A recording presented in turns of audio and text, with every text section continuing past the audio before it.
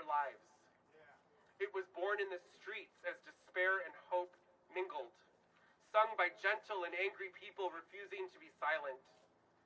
Tonight I ask you to sing it with me again, linking ourselves to all the believers in peace and justice in our country and in our world. It's easy to learn. I hope you'll join me. We are gentle, angry people, and we are singing for our lives. Okay, got my Unitarians here. They know this. It's in the liturgy. Let's all try it together now.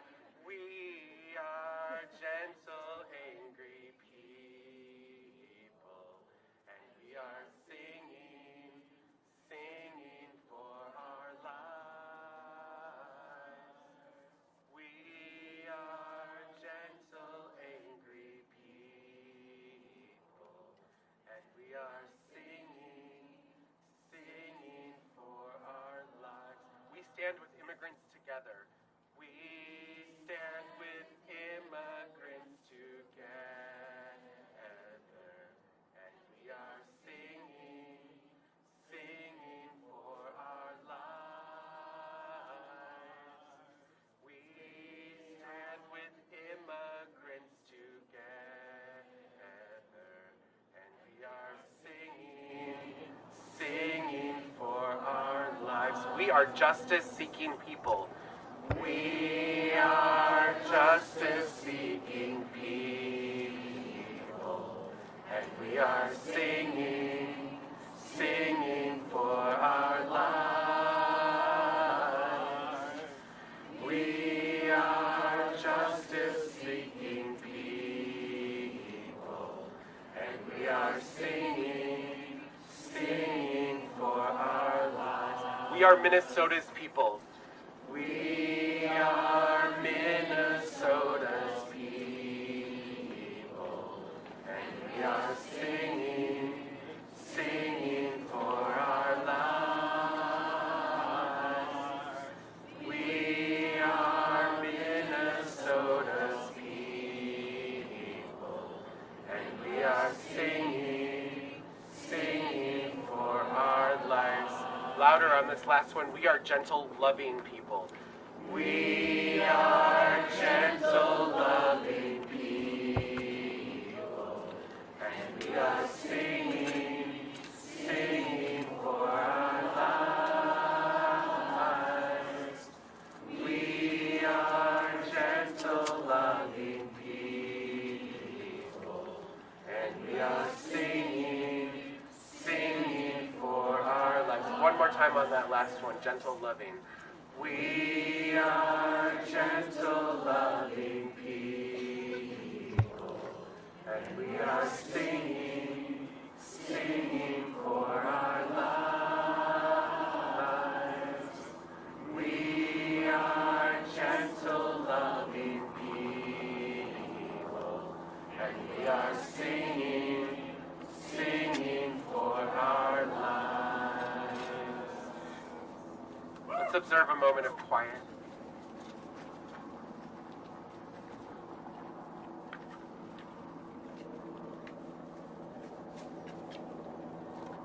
Now I ask that you turn to someone you don't know, because human connection is the foundation of solidarity and nonviolence. Our program will begin shortly, but first, introduce yourself to someone you don't know. Share why you came, share your vision of this moment, share what gives you hope that we will get through this.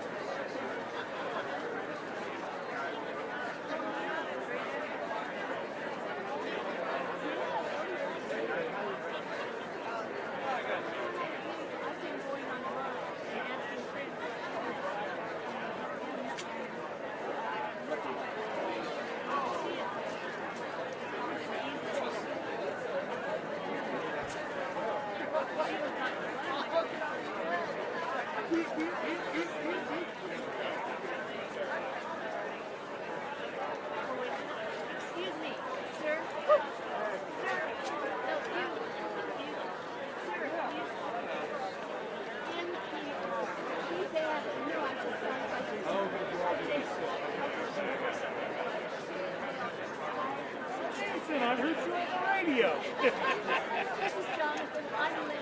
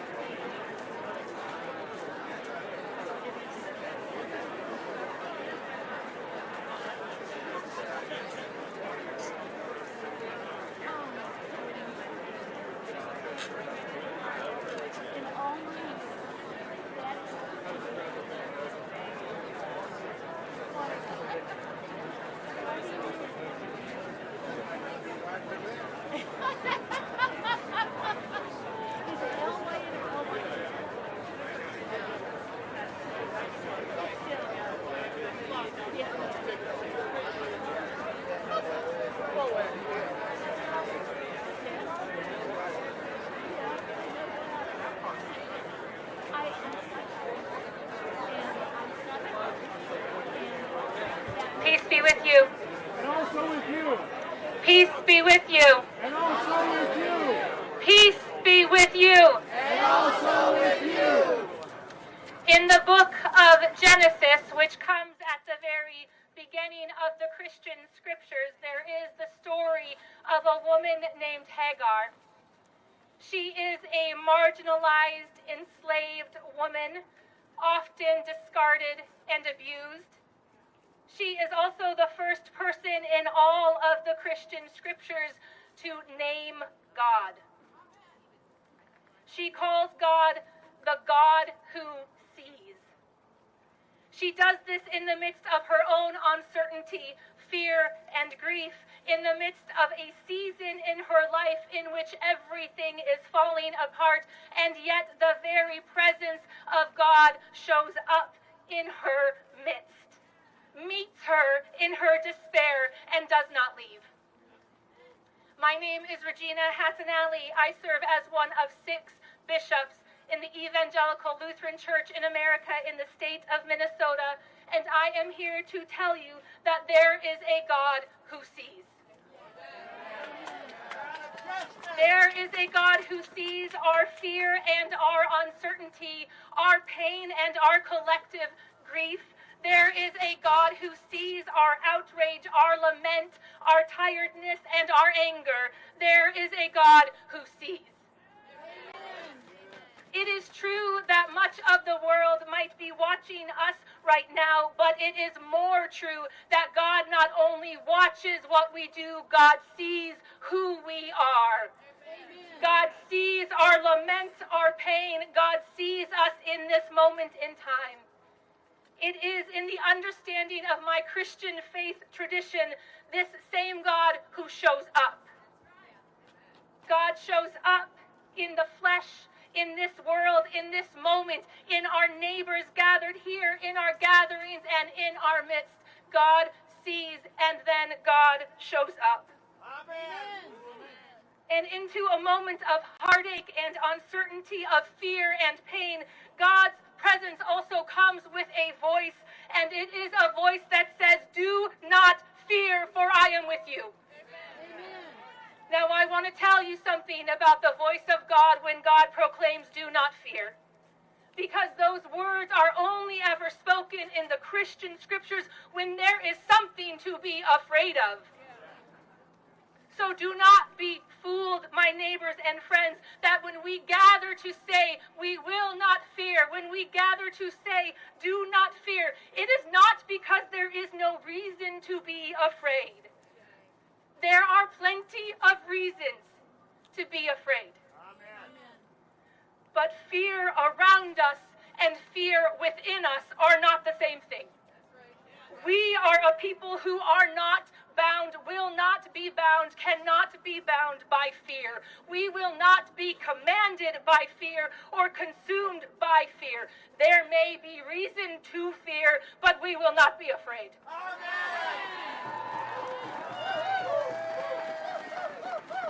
We know that fear is a tool of the oppressor, that fear longs to bind us, to divide us, to dehumanize us, to dictate us. And into the places where fear longs to show up and take charge, the God who sees says this: do not fear. I am with you. Fear is a dictator. Hope is the antidote to fear. It is a hope that shows up, a hope that refuses to allow this moment to be the only moment. It is hope that cares for its neighbor, hope that offers a hot drink and a warm coat on a cold night, hope that gathers as evening falls in Minnesota with candles and light held high, hope that says we will choose to work for justice, we will choose to work for dignity and integrity and peace, and we will not stop until all our neighbors live in the abundance God so freely gives.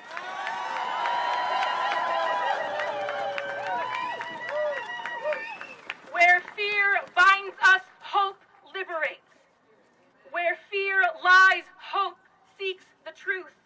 Where fear controls, hope breaks forth in unrestrained possibility. Amen. When fear wears us down, hope fuels our quest. Amen. In the Christian tradition, we believe that hope shows up in the flesh. In the person and body of Jesus the Christ, we believe that hope shows up in us through the power of God's Spirit at work in us for the good of all creation. Amen. And because of what God has done, the same God who sees our anger, our lament, our fear, and our pain, because of what God has done, we show up too, in the flesh, as a people who refuse to be bound by fear, but instead live liberated in hope. You tell them, sister. Hope not just for someday, but hope for this very day. Right here, right now, we claim our hope. So, dear neighbors and friends, know this: the world may be watching you, but there is a God who sees, a God who says, in the midst of all the reasons to fear, fear not, for I am with you. And the hope you have in Christ cannot, does not, will not come to an end. Amen.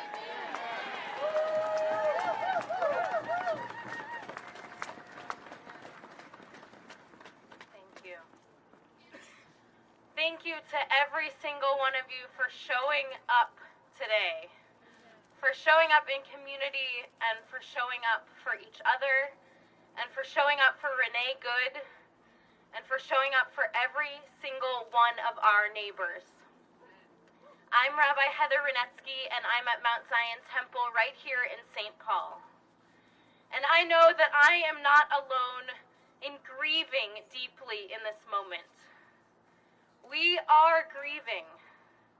We are grieving an individual loss of life, the holy soul of Renee Good, a woman like all of us, made B'Tselem Elohim in the image of God, a sacred human. May her memory be for a blessing. Amen. We are also grieving a collective loss of safety, felt most acutely by our immigrant neighbors and our siblings of color, no longer able to go to the grocery store or take their kids to school without fear. And a collective loss of safety felt by every single one of us who believe in justice and believe in peace. And we are also grieving the gaping abyss between what our country is and what our country could be. Amen. Between a city teeming with diversity and life and joy and vibrancy, and a city currently overrun by a masked, militarized ICE force tearing apart families and communities and neighbors. And in the face of that grieving, we feel it. We feel it in our kishkas, in our insides, in our bodies. In the Jewish tradition, before a funeral service, when someone has died, mourners rend their garments. They literally tear their clothes. And this tearing is an expression of grief and anger. It's an expression of grief and anger at the loss. It's a physical representation of the way in which our hearts are broken. And Kriya, this act of tearing, is an ancient tradition. When the patriarch Jacob believed his son Joseph was dead, he tore his garments. We too feel the intensity of this grief. And in the Jewish tradition, we wear those torn garments for the entire week afterward. We wear that grief literally on our clothes, on our sleeves, on our faces. And in this moment, I invite you all to wear your grief out loud, to feel your grief out loud, to cry on each other's shoulders, to weep for what is, and to weep for what could be. As the sun sets behind us, we enter into the holy time of Shabbat, this time in Judaism that invites us to take a breath, to take a rest, to reflect on the week. We are all holding pain and grief and hope in our own ways. May we have the courage to lean on each other in feeling that grief. May we let those tears flow, and may we let those tears motivate us to action for the memory of Renee Good, for the sake of all of us and all of our neighbors, for the sake of this loving, amazing, beautiful community.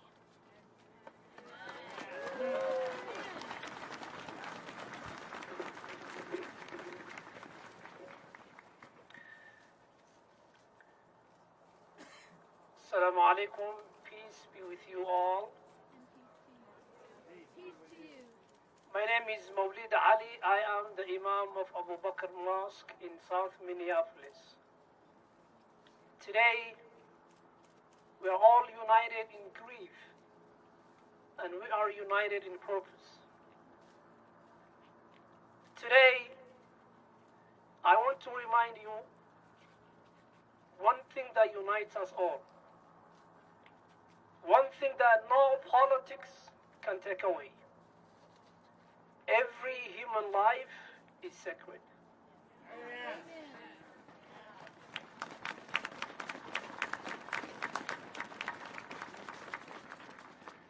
We have to preserve and protect the sanctity of life. That's what my faith, Islam, teaches, and that's what every faith teaches. Today, we demand justice for Renee Good. She deserves justice. Yes. Her child deserves justice. Yes. Her family deserves justice. Today, we come together. We are all united. And I'm grateful for this community and this unity. I don't know what's going to happen tomorrow, but I know one thing. Fear doesn't have to win. Division doesn't have to win. Today, we choose hope over despair. We choose faith over fear. And today we choose unity over division.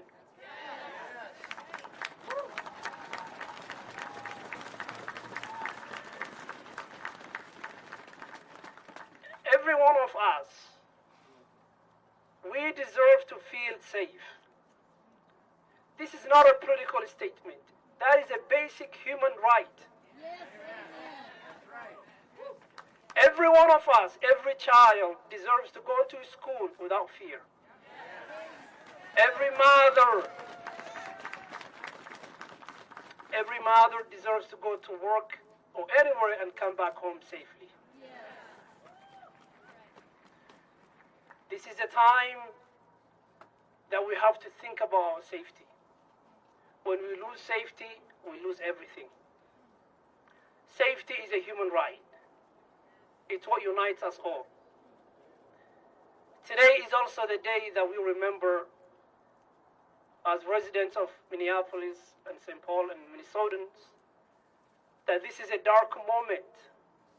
We have to respond with wisdom, not panic. We have to respond with courage, not fear. To our nations and everyone who's watching us, this is our country. This is my country as an immigrant.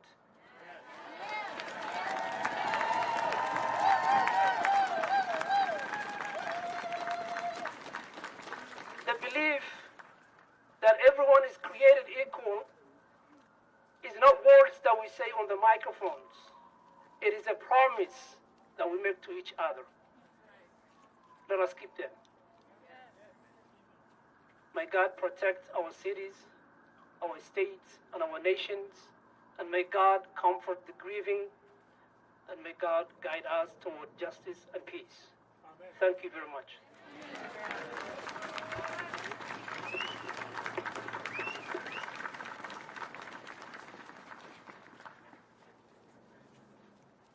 My name is Craig Loya, and I am the Bishop of the Episcopal Diocese of Minnesota, and it is a great and sacred privilege for us to be together, to grieve, to lament, and to commit to witnessing to a better way for our communities and for our state and for our common life. Amen. In the tradition that I come from, we are currently celebrating the season of Epiphany. And in the season of Epiphany, we remember how our ancient ancestors journeyed in the shadow of the empire's murderous cruelty. Amen. And as they journeyed in the shadow of that empire's murderous cruelty, hope was hard to find. And the way that our ancient ancestors found hope was they followed the light. They looked for the light, and they followed the light. And as they followed the light led them out into the margins. It led them to the people who were pushed aside, to the places that had been forgotten. And what they found when they followed the light to the margins is that love is the most powerful force in the entire universe.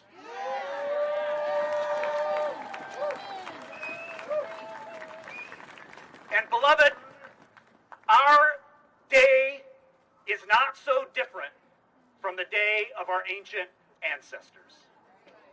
These are hard and grievous times that our nation is living through. And hope is hard to find. And the way that we're going to find hope across all of our beautiful diversity is by looking for the light and by following the light. The other thing about our ancient ancestors when they followed the light is that they didn't look for the light and follow the light alone. They did it together. And we will follow the light and look for the light together across all of the diversity that makes our communities stronger.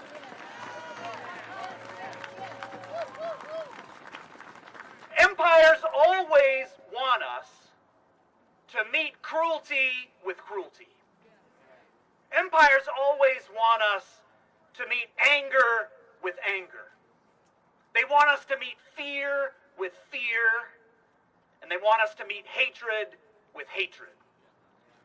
That's how evil in the world always feeds itself. So we're not going to do that. We're going to look for the light, and as we look for the light together, we are going to meet anger with the power of love. We are going to meet fear with the power of love. We are going to meet hatred and cruelty with the unstoppable power of love. We're going to look for the light. We're going to discover that love is the most powerful force for change and healing in the entire universe. And we're going to keep reflecting that light together until the whole world is flooded with the healing balm of love.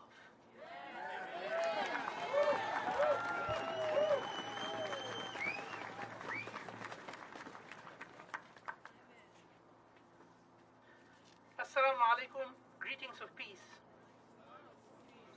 Peace be with you. My name is Imam Asad Zaman. I'm with the Muslim American Society of Minnesota.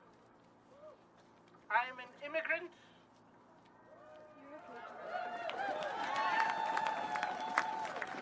I am an immigrant, which means I chose America. I'm an American by choice. And America chose me.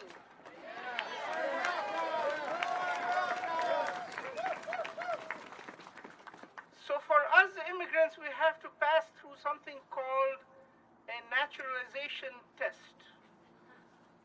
So I'm going to implement some of that and see if it works out for you. Let me read out 3 sentences, actually 1 sentence. We, the people of the United States, in order to form a more perfect union, establish justice, ensure domestic tranquility, provide for the common defense, promote the general welfare, and secure the blessings of liberty to ourselves and our posterity, do ordain and establish this Constitution for the United States of America.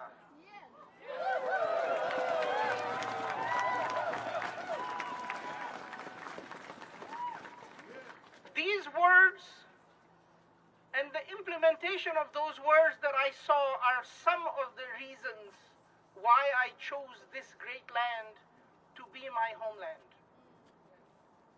But today that promise has been broken. Today that promise has been trampled upon.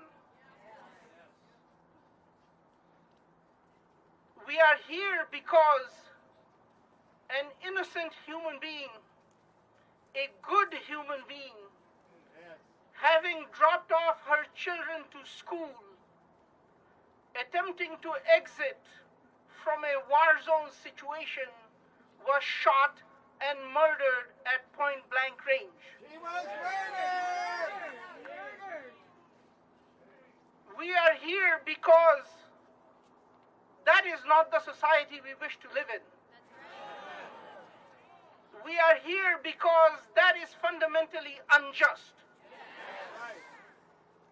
We are here because we wish to change it. We want justice! And there are those among us who might feel that we do not have power because the guys with the guns have the power. Those of us who feel sometimes that we have nothing to do because masked agents, masked actors of war are traipsing through our street and terrorizing our people. But I want to remind myself and remind my beloved audience here that the powers of the United States of America belong to the people of America.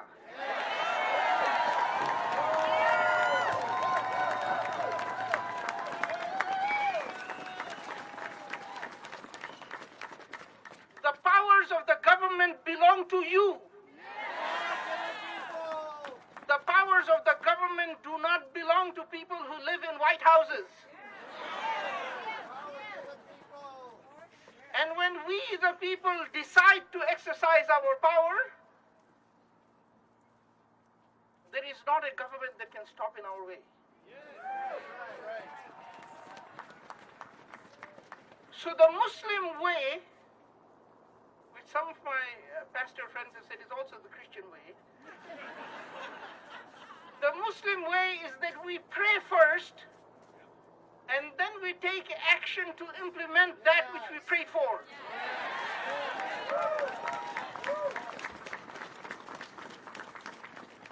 So if you have prayed for justice, how many of you prayed for justice?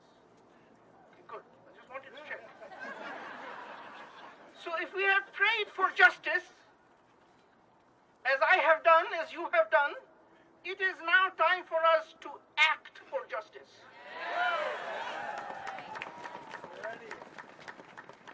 So we, the people, make the following three demands.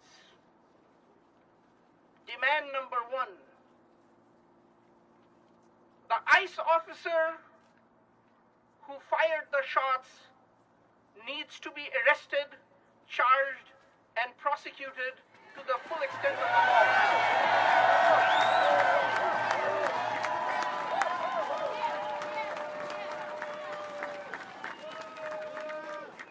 The stonewalling by the feds has got to stop.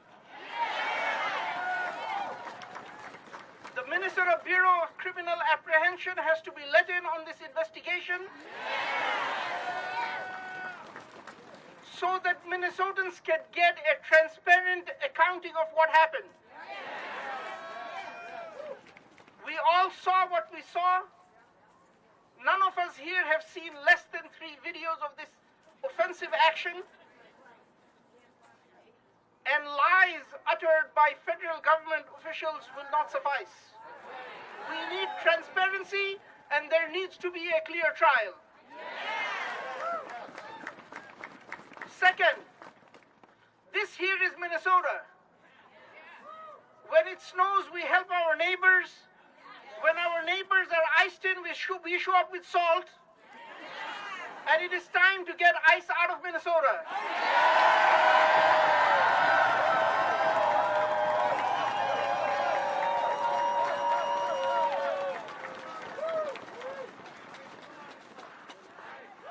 Ice out! Ice out! Ice out! Ice out! Ice out! Ice out! Ice out! Ice out! Ice out! Ice out! Third, we the people demand that our elected officials in Congress and the Senate represent us, that they demand accountability, and the most important form of accountability is to stop feeding the beast.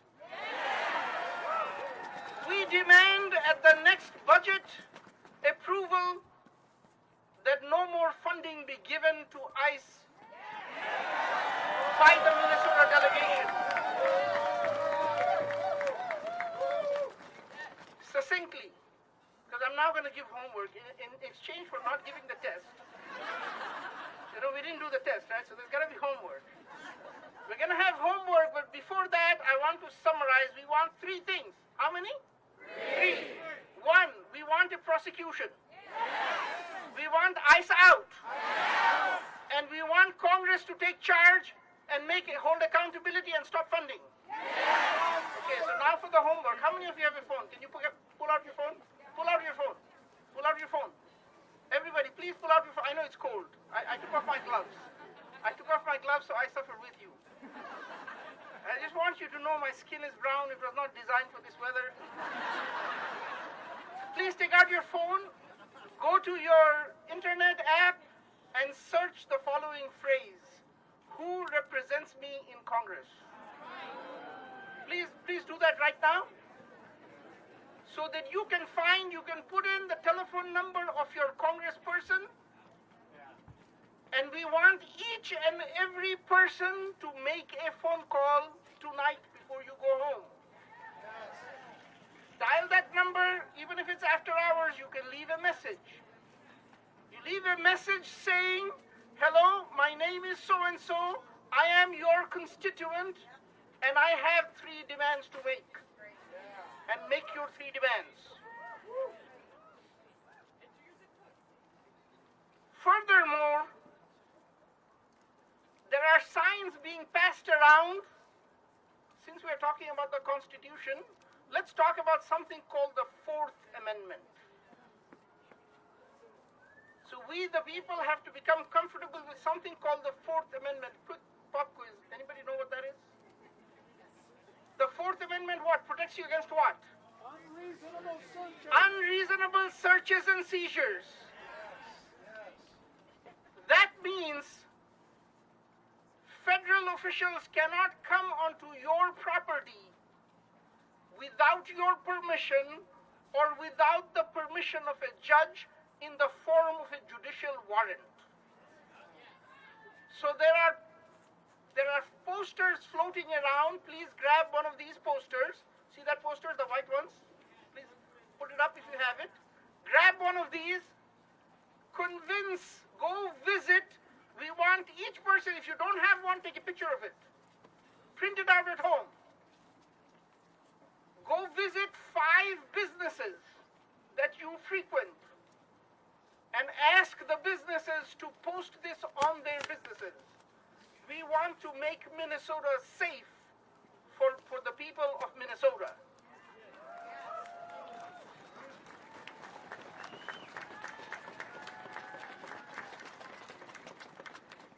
Lastly, my beloved Minnesota, this tragedy has given us an opportunity to connect.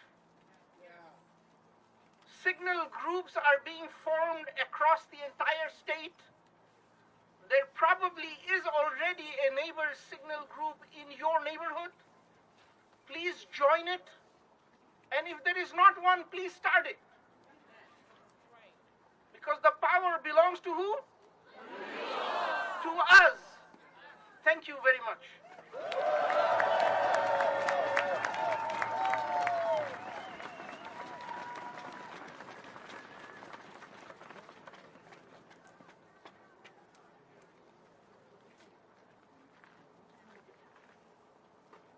So apparently I did not do my entire homework. That's how you get sent back to kindergarten. January 31st is the deadline for Congress to get funding to ICE. That is why it is very important that every single human being here make a call to their senator and to their congressperson, making the demand, stop funding the beast. Stop it. Stop. Thank you.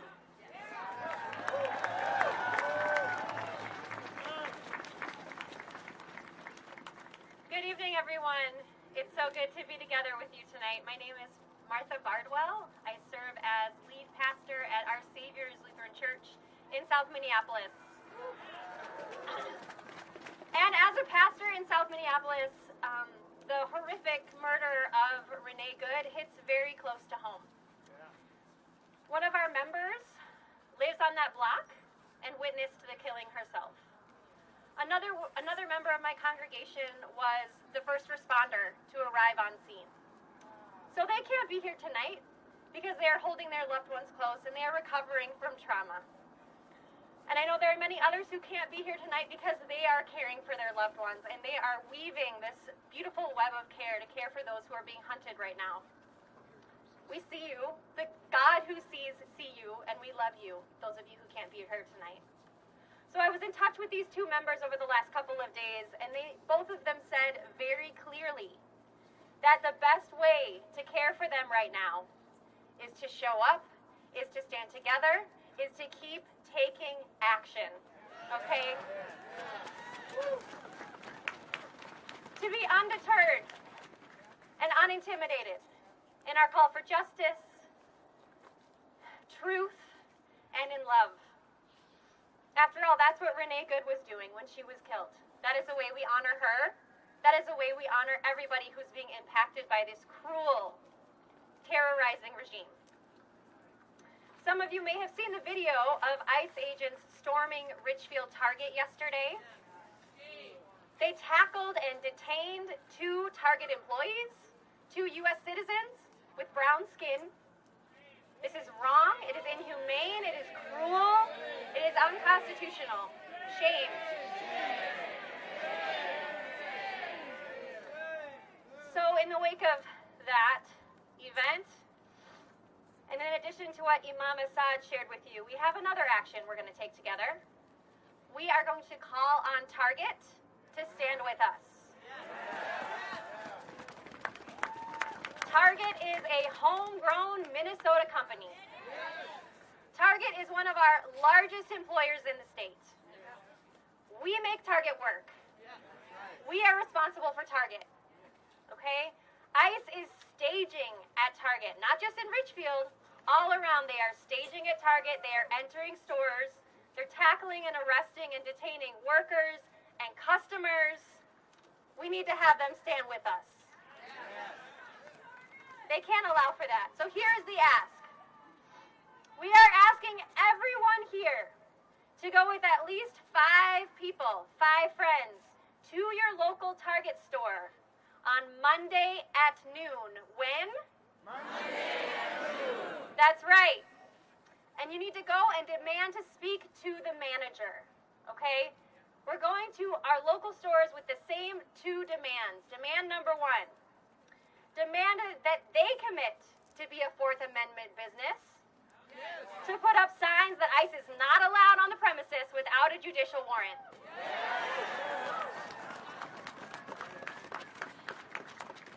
And demand number 2, demand that Target steps up as a corporate leader in this nation to demand with us that ICE needs to get out of Minnesota now. Target leadership, we need to hear loud and clear from you. ICE out of Minnesota for good. Friends, if we do this together with strength and with resolve and with commitment, unified in our demands, unified in our moral clarity, unified in the spirit of love and self-discipline and nonviolence, we are going to make a big impact. Okay? Let's do this, Minnesota. Let's show this nation who we are. Let's show them that the power of love is stronger than the power of evil. Let's show them that the power of good is stronger than the power of evil. As we go forth from this place tonight, let's go forth in that spirit of love and commitment. And until that day comes, when ICE finally gets out of Minnesota, may it be tomorrow, but until that day comes, and until the day comes when the beloved community is fully here, when peace and justice finally reign in our streets, when all ICE officers lay down their weapons and find a different way to be part of this community, may we be agents of love, of care, of compassion, of truth, of justice.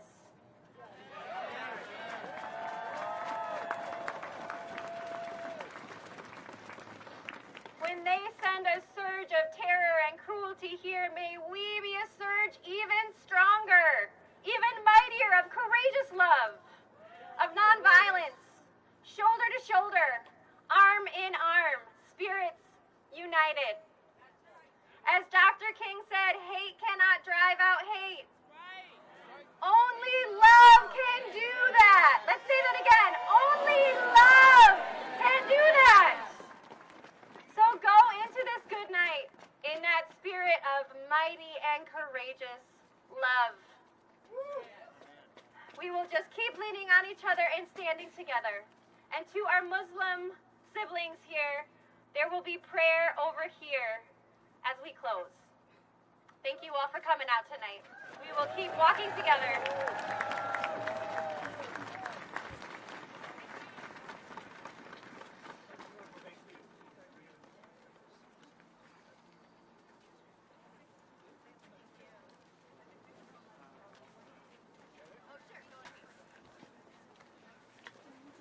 You may go in peace, or remain to comfort one another.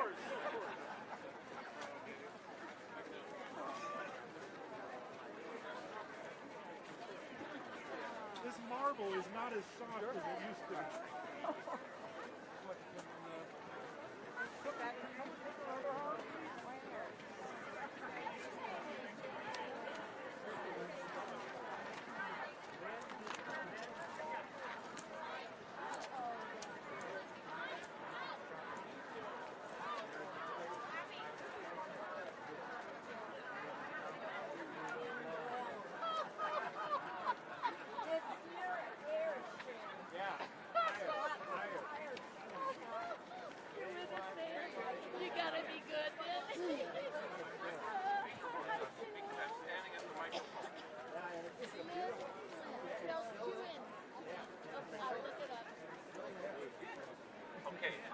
Back towards the Capitol. That's where you are?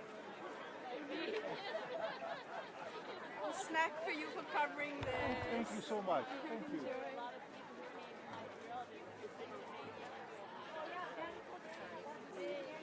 Oh, it is.